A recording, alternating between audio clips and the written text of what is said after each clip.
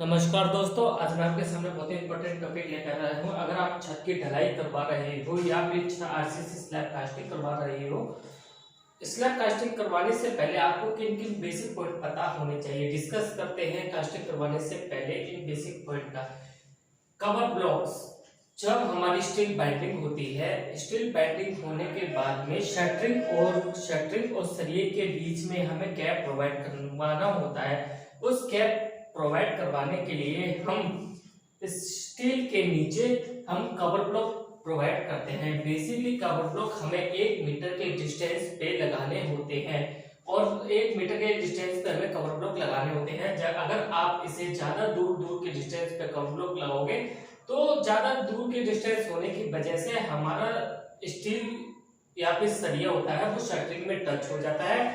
Shuttering में touch होने के बाद में हमारे वहां पर सरिया हमें शटरिंग ओपन होने के बाद में हमारी शटरिंग सरिया हमें दिखाई देता है, जिससे हमारे फ्यूचर में सरिया में जंग लग सकती है। तो हमें कवर ब्लॉक प्रोवाइड करवाना होता है। 25 mm का हमारा कवर ब्लॉक लगता है। और कवर ब्लॉक मार्केट में बेसिकली 2 तरीके के मिलते हैं, कंक्रीट के और प्लास्टिक के हमारे कवर ब्लॉक मिलते हैं। अगर बेस्ट ऑप्शन रहता है कि हम कंक्रीट के कवर ब्लॉक लगाएं। सेकंड है कॉलम। जब हमारी स्लैब बाइंडिंग होने के बाद में हमें वहां पर प्रॉपर कॉलम का लैब देखना है, जो हमारे IS 456 2200 के अकॉर्डिंग हमारा जो लैब होता है 45D और 50T 50 multiply dia of steel. जितने mm का हम स्टील प्रोवाइड कर रहे हैं 50 मल्टीप्लाई 16 mm का होता है। 50 मल्टीप्लाई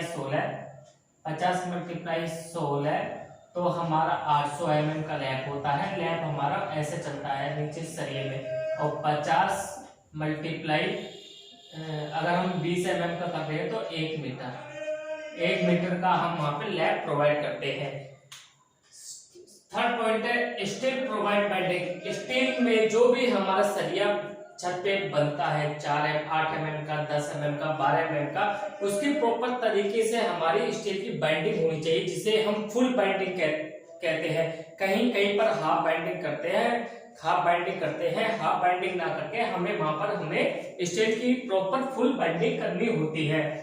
और उसके बाद में जो हमारा सरिया का जो हमारा क्रैंक होता है, वो हमारा 45 डिग्री एंगल पे क्रैंक होता है। वह क्रैंक हमारा एक अल्टरनेट में क्रैंक प्रोवाइड होना जरूरी है। अगर क्रैंक कहीं आगे है कहीं पीछे क्रैंक प्रोवाइड हो रहा है, जिसकी वजह से हमारी स्लैब में शेयर फोर्स और जो हमारी बेंडिंग मूवमेंट होती है वह लोड हमारा लोड बेरिंग ना होने की वजह से हमारी स्लैब कास्टिंग फेल हो सकती है। तो आपको स्लैब कास्टिंग करने से पहले हमें जो हमारे क्रैक्स प्रोवाइड होते हैं वो हमारे बिल्कुल एक स्टेट में होने चाहिए। उसके बाद में जो हमारे क्रैक्स प्रोवाइड होते हैं वो हमारे क्रैक्स प्रोवाइड होता है सरिया हमारे 45 डिग्री एंगल पे बेंड होता है। बेंड होने के बाद में जो हमारा क्रैक प्रोवाइड होता है वह हमारा L/4 और L/5 पे हमारा क्रैक प्रोवाइड होता है। सपोज जैसे कि मेरा रूम है, रूम की लेंथ है 30 फीट है, तो 30 डिवाइडेड बाय 5, तो मेरा इसे 30 डिवाइडेड बाय 5 जो भी मेरा आंसर आता है उसी के अकॉर्डिंग हम क्रैक को प्रोवाइड करते हैं। क्रैक 45 डिग्री एंगल पे हमारा क्रैक प्रोवाइड होता है। और अल्टरनेट बार और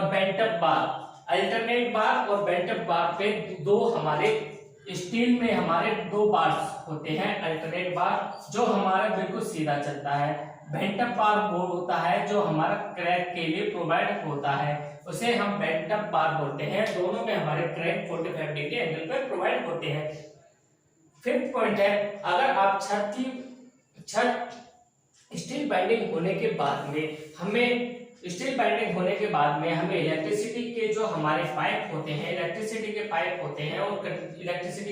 पाइप होते हैं, जिसे हम सेट पर कंडक्ट पाइप बोलते हैं। कंडक्ट पाइप हमारे 40 mm और 1 इंच के हमारे कंडक्ट पाइप होते हैं, जो हमारे पाइप है उन पाइप का जो हमारा डिस्टेंस होता है, जहाँ पे हमारे पाइप के डाउन उतर रहे होते हैं, जिसे हम डाउन बोलते हैं, दीवार में छेद करके डाउन बोलते हैं, तो वहां पे हमारा उस पाइपों के बीच में हमारा गैप होना चाहिए। अगर हमारे पाइप आपस में टच होके जा रहे हैं तो वहां पर हमारा कंक्रीट हमारा प्रॉपर तरीके से नहीं सेट हो पाएगा, जिसकी वजह से हमारा कंक्रीट हमारे नीचे ना पहुंच के वहां पर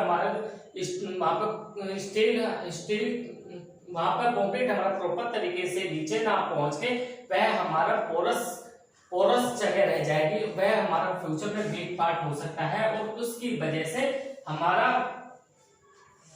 हमारी स्लैब हनी कॉम्पनिंग निकल सकती है। हनी कॉम्पनिंग निकलने के बाद में वहां पे हमारी जंग लग सकती है।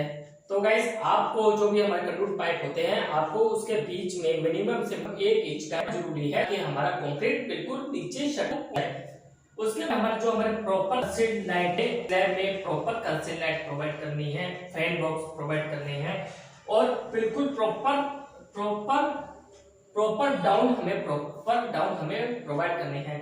अगर स्लैब कास्टिंग होते समय हमें कंसील्ड लाइट होती है, उसको हमें चारों तरफ से टेप लगाकर हमें कंसील्ड लाइट प्रोवाइड करनी है और फैन बॉक्स होते हैं, उसके चारों तरफ टेप लगा के अंदर हमें अखबार भर के हमें प्रॉपर तरीके से हमें कंसील्ड और फैन बॉक्स प्रोवाइड करने होते हैं और हमें स्लैब के नीचे कंसील्ड और फैन बॉक्स के नीचे हमें एक अखबार लगाना होता है, ताकि हमारे फ्यूचर में वह स्लैब कास्टिंग होने के बाद में जब हमारी शटरिंग रिमूव होती है तो वो हमें दिखाई दे, वो हमारे कंक्रीट में दबे नहीं।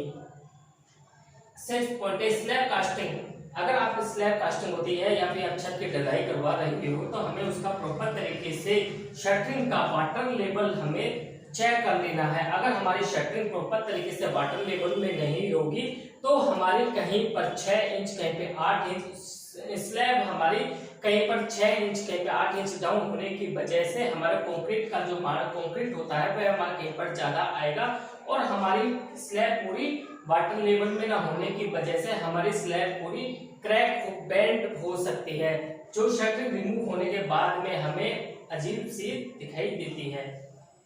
स्लैब जो हम साइड पे लकड़ी के फट्टे यूज करते हैं, उसे हम प्लाई बोर्ड बोलते हैं। 8 बाई 4 के हमारे प्लाई बोर्ड होते हैं, उसके बीच में जो हम उस शटरिंग के बीच में जो हमारा गैप होता है उसे हमें सबसे पहले उसे टेप लगानी है। उन गैपों के ऊपर हमें स्टील बिछने से पहले, स्टील बाइंडिंग होने से पहले हमें वहां पर टेप लगानी है। टेप लगाने के बाद में हमें उसमें पीओपी भर देनी है, ताकि जब हमारी स्लैब कास्टिंग होती है तो वहां से हमारी स्लरी ना निकले।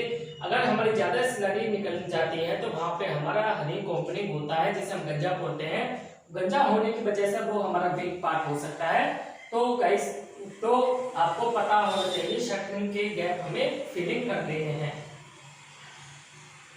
स्लैब जो हम शटरिंग में जो हम सर्कल प्रोवाइड करते हैं, शटरिंग प्रोवाइड करते समय हमारे वहां पे हमें डबल जाल प्रोवाइड करना होता है स्टील का, और शंकर हमारा 6 इंच से लेकर 9 इंच तक का हमारा शंकर प्रोवाइड होता है। इससे ज्यादा हमारा शंकर प्रोवाइड नहीं होता है और हमें उसमें प्रॉपर तरीके से टॉयलेट के हमें पाइप की हमें फिटिंग कर लेनी है प्रॉपर तरीके से। अगर हम पाइप की फिटिंग नहीं करते हैं, बाद में हमारी आरसीसी स्लैब को हमें तोड़ना पड़ता है, जिसकी वजह से हमारी कुछ स्ट्रेंथ कम होती है आरसीसी स्लैब की।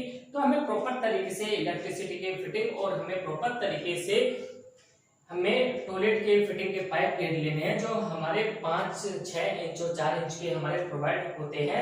अगर हम प्रॉपर तरीके से पाइप गेट लेते हैं तो हमें कोर कटिंग से बच जाते हैं, जिससे हम चिपिंग से बच जाते हैं और हमारी स्ट्रेंथ कम नहीं होती है और हमारी स्ट्रेंथ ज्यादा से ज्यादा हमें मिलती है। प्रॉपर स्टील बाइंडिंग, जो भी हम साइड पे सरिया, जो भी हम स्टील बाइंडिंग करवा रहे हैं, प्रॉपर तरीके से हमें ड्राइंग के अकॉर्डिंग हमें स्टील बाइंडिंग करवानी है। जैसे कई जने कॉन्ट्रैक्टर होते हैं, अपना स्टील बचाने के लिए वह उसकी centre to centre distance, centre to centre होता है 6 इंच 150 mm हमारा सेंटर टू सेंटर होता है, उसे वह 175-180 mm पे बाइंडिंग कर देते हैं। तो आपको प्रॉपर स्टील बाइंडिंग करवानी है एज पर ड्राइंग के according. Slab outer side, slab जो हमारी छत होती है, छत की जो हमारे आउटर साइड होते हैं, वह आउटर साइड को हमें प्रॉपर तरीके से शटरिंग करवानी होती है। अगर आपकी आउटर साइड की प्रॉपर तरीके से शटरिंग नहीं होगी तो वह वाइब्रेटर जो हमारा वाइब्रेटर यूज करते हैं, वाइब्रेटर यूज करने की वजह से हमारा आउटर साइड होती है वह हमारी फूल जाती है, और फूलने की वजह से हमें, जब हम आउटर साइड का प्लास्टर करते हैं तो प्लास्टर को एक लेवल में करने के लिए हमें वह आउटर साइड हमें चिपिंग करनी पड़ती है। तो आपको प्रॉपर तरीके से आउटर साइड की हमें शटरिंग करनी है। प्रॉपर स्लैब क्लीनिंग, यह प्रॉपर जब आपकी छत कास्टिंग होने से पहले हमें स्लैब की प्रॉपर सफाई करवा लेनी है, स्लैब की हमें प्रॉपर क्लीनिंग करवा लेनी है। जो भी हमारा साइड पे पिन्नी होती है, डस्ट होती है, और जो भी हमारे बाइंडिंग वायर और लूज बाइंडिंग वायर और या फिर लूज जो भी मटेरियल होता है वह हमें प्रॉपर तरीके से उस स्लैब की क्लीनिंग करवा लेनी है। वाइब्रेटर यूज स्लैब, हम वाइब्रेटर यूज करते हैं स्लैब कास्टिंग करवाते समय, हमें 60 mm 50 mm का हमें नीडल का हमें वाइब्रेटर यूज करना है। कई कॉन्ट्रैक्टर क्या करते हैं, वहां पे 25 या 30 mm नीडल का वाइब्रेटर यूज करते हैं। वह वाइब्रेटर प्रॉपर वाइब्रेटर ना लगने की वजह से वह पार्ट्स हमारा गंजा निकल जाता है या फिर हमें कॉम्पलिंग निकलता है, जो बाद में हमें शटरिंग रिमूव होने के बाद में हमें उसकी रिपेयरिंग करनी पड़ती है। तो गाइस, अगर आप स्लैब कास्टिंग करवा रहे हो तो आपको ये बेसिक पॉइंट पता होने चाहिए स्लैब कास्टिंग करवाने से पहले। तो गाइस, अगर आपको मेरे वीडियो अच्छा लगा हो तो आप मेरे यूट्यूब चैनल को लाइक करें, शेयर करें और सब्सक्राइब करें। ऐसे ही हम आगे वीडियो में मिलते रहेंगे।